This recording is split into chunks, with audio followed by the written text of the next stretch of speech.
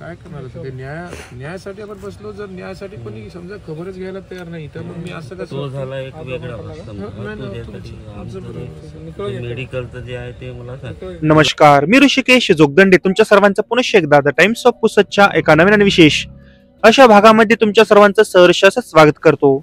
आपण सद्यस्थितीमध्ये आलेलो आहे गौळखुर्द या गावी.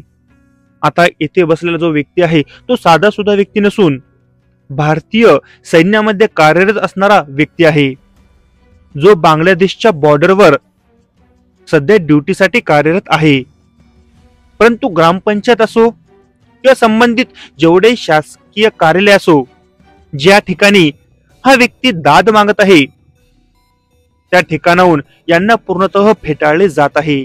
ज्यांचा प्रश्न आहे तो वाजिब आहे, परंतु जे आतापर्यंत यांना कोणत्याही प्रकारे शासनामार्फत उत्तर मिळाले नसल्यामुळे अखेर त्यांना आमरण उपोषणाचा जे पाया आहे त्यांनी स्वीकारलेला आहे आणि आज त्यांचा तिसरा दिवस आहे. सद्यस्थितीमध्ये पूर्णतः संध्याकाळ झालेली आहे, परंतु जे मुजोर प्रशासकीय अधिकारी आहे यांच्या मार्फत कोणत्याच प्रकारचे जे उत्तर आहे संबंधित भारतीय जवानाला देण्यात आलेले नाही.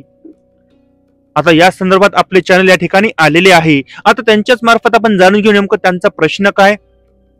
थोडक्यात पार्श्वभूमी अशी की याहीपूर्वी ते ग्रामपंचायत मध्ये सुमारे 35 ते 36 तास बरोबर ना बसलेले होते.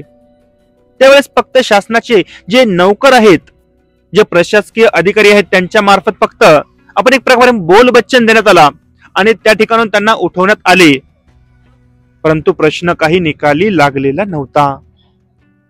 आता चला त्यांचं पूर्ण नाव जाणून घेऊ आणि प्रश्न त्यांच्याच मार्फत जाणून घेऊ. दादा तुमचं नाव सांगा. सर नमस्कार सर, माझं नाव रणजित नंदू चव्हाण, मी राहणारा गौळखुर्द तालुका पुसद जिल्हा यवतमाळ. माझी ड्युटी पश्चिम बंगाल बांगलादेश बॉर्डर मध्ये चालू आहे आणि मी माझ्या ज्यावेळेस माझा जमिनीचं प्रकरण चालू होता आणि मे महिन्यामध्ये मी ऑपरेशन सिंदूर या युद्धामध्ये उपस्थित होतो गावामधून जाऊन. त्यानंतर मला माझ्या जागेचं प्रकरण आल्यानंतर मी सचिव ग्रामसेवक यांना हा जागे संदर्भ सांगितल्यानंतर सचिव हा मला सांगितलेला होता की मी तुला ओळखत नाही, तू कोण सैनिक, कोणत्या भारत देशाची सेवा करतो हे मला माहित नाही.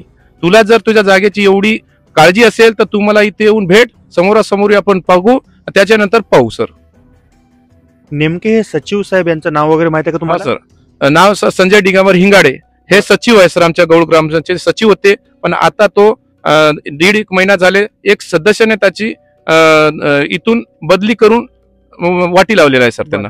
बरं, तुमचा आता नेमका प्रश्न काय, मला प्रश्न समजावून सांगा, म्हणजे जेणेकरून जे आपले वरिष्ठ अधिकारी आहेत जे आपले चॅनल बघतात त्यांनाही कळलं पाहिजे आणि संबंधित जे व्यक्ती त्यांच्यावरही कारवाई झाली पाहिजे. प्रश्न असा आहे सर माझा की माझी प्लॉट नंबर 353 आहे, पण 352 बी म्हणत आहे की माझीच आहे आणि 355 बी म्हणत आहे माझीच आहे. तर आमचं म्हणणं आहे की आम्हाला तिघाला बी आम्हाला जागा आमची क्लिअर करून द्यावं आणि मला माझी जागा 353 ही दाखवून द्यावी.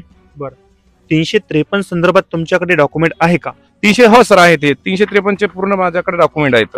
बरं, या संदर्भात तुम्ही जे ग्रामपंचायत असो किंवा जे नजुल विभाग असो यांच्याकडे तक्रार वगैरे केली आहे का, अर्ज वगैरे केला आहे का, आणि केला तर त्यांच्या मार्फत तुम्हाला नेमकं काय उत्तर मिळालं हे सांगा. सर त्यांना नजुल वगैरे बी मी केलेलं होतं, त्यांच्याकडे मोजणीसाठी पण आले होते. त्यानंतर आम्हाला नजुल सीट भूमी अभिलेख हे आम्हाला नजुल सीट देत नव्हती सर. नजुल सीट न दिल्याने आम्हाला फक्त एवढं सांगत होतं की तुम्ही ह्या पत्र घेऊन जा, पंचनामा घेऊन जा आणि याच्यावर तुम्ही कोर्टात केस करा. तर सर आम्हाला ती जागाच कळाली नाही आणि ते मोजणीच कळाली नाही, तर आम्ही समोरच्या व्यक्तीवर कशा प्रकारे आम्ही कोर्टात केस करू सर. बरं, आणि ग्रामपंचायत मार्फत तुम्हाला काय उत्तर मिळालं नेमकं? ग्रामपंचायत हे म्हणते की ती जागा तुमची वैयक्तिक आहे, त्याच्यामध्ये आमचं काहीच घेणं देणं नाही, आम्ही काहीच सपोर्ट तुम्हाला करू शकत नाही, यामध्ये तुम्ही बघा आणि नजूल बघेल. बरं, या संदर्भात आम्हाला अशीही माहिती मिळाली की तुम्ही जिल्हाधिकारी साहेब यांनाही भेटले यवतमाळला जाऊन, तर नेमकं तिथून तुम्हाला काय उत्तर मिळालं? तिथून आम्हाला हाच उत्तर मिळाला, आमचं पूर्ण प्रॉब्लेम सरला सांगितलं आम्ही.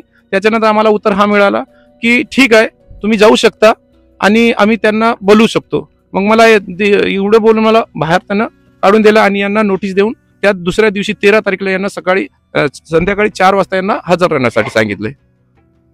नेमकं आता तुमची जी तक्रार आहे त्यातून तुम्हाला नेमकं तुमचं कशा प्रकारे तुम्हाला रिलीफ भेटला पाहिजे, नेमकं शासनामार्फत तुम्हाला काय अपेक्षा आहे? शासनाप्रकारे आमचं हेच अपेक्षा, मला ज्या व्यक्तीने सचिव ग्रामसेवक संजय दिगंबर हिंगाडे यानं माझ्या भारतीय सैनिकाचा अपमान केल्यामुळे त्याला तर आम्ही बडतर्फच मागितलेला आहे, पण त्यानं येऊन जर आम्हाला कोणत्या विषयी माफी पत्र वगैरे दिलं, व्यवहार केला आणि माफी पूर्ण गावासमोर मागित असेल तर आम्ही त्यांना माफ करून देऊ आणि आमची जो जागा आहे त्या जागेसंदर्भात आम्हाला हे माहिती करून देण्यात यावी. त्यामुळे त्यांना आम्ही आणि ग्रामपंचायतला अशी जी माझ्या संघ वागणूक केलेली आहे सर, अशी वागणूक हे साधारण व्यक्ती या कोणत्याही गावकऱ्याच्या नागरिक संघ असं करण्यात नाही समोर चालून. बरं, ज्याप्रमाणे आता याही पूर्वी जवळपास 1.5 ते 2 तास आमची चर्चा चालली आणि आता त्यांनी जे सांगितलं थोडं त्यांची स्पीड जास्त होती आणि बहुतांशी व्यक्तींना कळलं नसेल, परंतु थोडक्यात सांगतो, यांचं 353 नावाचा मालमत्ता क्रमांक आहे, परंतु 352 यांनी म्हटल्याप्रमाणे 355 यांनी त्यावर अतिक्रमण केलं आहे आणि ती जागा हडप केली आहे असं तक्रारदार यांचं म्हणणं आहे. आता या संदर्भात जेव्हा नजूल विभाग जे भूमी अभिलेख आहे यांनाही आपण संपर्क केला, जे देशमुख साहेब यांनाही मी कॉल केला, त्यांनाही चर्चा केली, तर त्यांचा असा अहवाल आहे की 352 आणि 355 यांनी अतिक्रमण केलेलं आहे. ऍक्च्युअल मध्ये तसा अहवाल त्यांनी दिलेला आहे 15/7/2025 या दिनांकाचा, परंतु याच 11व्या महिन्यामध्ये 4 तारखेला ग्रामपंचायत मार्फत असा एक अहवाल आलेला आहे की 352 असो किंवा 355 असो, हे त्यांच्या जागेवरच राहत आहे, वास्तव्यास आहे आणि 353 ही जागा तक्रारदार रणजित नंदू चव्हाण यांचीच आहे. थोडं साम्य तुम्हाला कळालेच असेल की कशा प्रकारे नजूल म्हणते की अतिक्रमित आहे आणि ग्रामपंचायत म्हणते अतिक्रमण नाही, जे ते त्यांच्या जागेवर आहे. आता यांच्याकडे डॉक्युमेंट आहे असं मी सचिवांनाही विचारलं की तुमच्याकडे नेमके संबंधित जे समोरचे व्यक्ती आहेत त्यांच्या मार्फत काय डॉक्युमेंट आलेले आहे, तर त्यांनीही मला सांगितलं की त्यांचेही दस्तऐवज आम्हाला प्राप्त झालेले आहे. मी त्यांना सरळ थेट एक प्रश्न केला की मग नेमकं खरं कोण आणि खोटं कोण, तर त्यावेळी ते थोडं चुप्प होते. आता आपण बघू शकतो की जर एखाद्या ठिकाणी, मी असं ब्लेम करणार नाही, पण बहुतांशी गावखेड्यामध्ये असंही होते की जर एखादी जमीन खाली असली तर जे सचिव असो किंवा गावामधले काही व्यक्ती असो, हे संगनमत करून ते कोणत्या तरी व्यक्तीच्या नावाने जागा उतरवतात आणि असे प्रकरण बहुतांशी ठिकाणी घडलेले आहे. या ठिकाणी घडले आहे किंवा नाही किंवा कसे हे आपण सांगू शकत नाही, परंतु असे प्रकरण जिवंत आहेत आणि भलीभाती घडतात आणि अशाच प्रकारचं कुठेतरी प्रकरण या ठिकाणीही घडलेलं आहे. आता नुकतंच काहीच वेळापूर्वी जे आरोग्य अधिकारी आहे यांच्या मार्फत सुद्धा जे जवान आहे यांची तपासणी झालेली आहे. आजचा 3रा दिवस आहे आमरण उपोषणाचा, परंतु धक्कादायक बाब अशी की कोणतेच अधिकारी यांच्या मार्फत यांना साधी भेट सुद्धा देण्यात आलेली नाही.